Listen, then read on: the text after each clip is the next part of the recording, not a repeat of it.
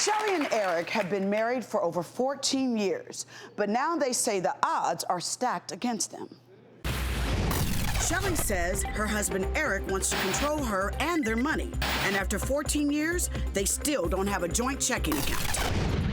Eric says he keeps an eye on the money because Shellie has a gambling problem, and says he's even caught her blowing her child support payments on the slots. So Shellie, tell us, why do you feel like Eric is too controlling with the money? I really feel that he's too controlling because we don't even have a joint checking account. I have to beg, literally beg, for every dollar that I get from him. Really? Really. So what do you get, like an allowance or something? That's what it feels like. It feels like this bizarre kind of child-father thing going on. And Shellie, has it always been this way in your marriage? No, I worked for quite some time, and then I quit my job to be home with my youngest daughter, and that's when I noticed it, that he really started controlling the money after that. What happened when you were working and you brought in your own paycheck? Did he control that as well? No. Did the control happen before the gambling or after the gambling? Before. And continues, though, to... It continues to this day, yes. How bad is the control? I mean, do you have money available if you need it for an emergency? No. Ooh. Oh, wow. What about groceries and... I have to ask him for grocery money. Ooh.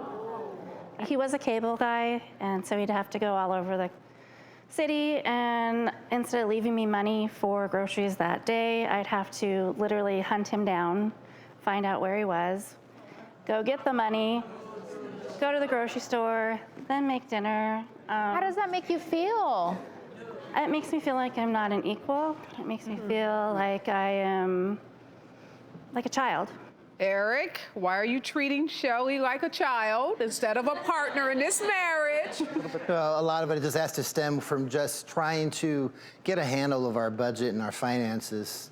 Like she was saying, even before the whole fiasco with the gambling, it was always hard trying to keep her spending in check. She does tend to want to spend and buy stuff. For example, if I say here, you know, here's 20 for dinner or 40 for dinner or whatever number, and say, you know, please bring back only 20 or 30 if you can, you know, because we only have so much. I don't get paid a lot of money. And at that time, she wasn't working.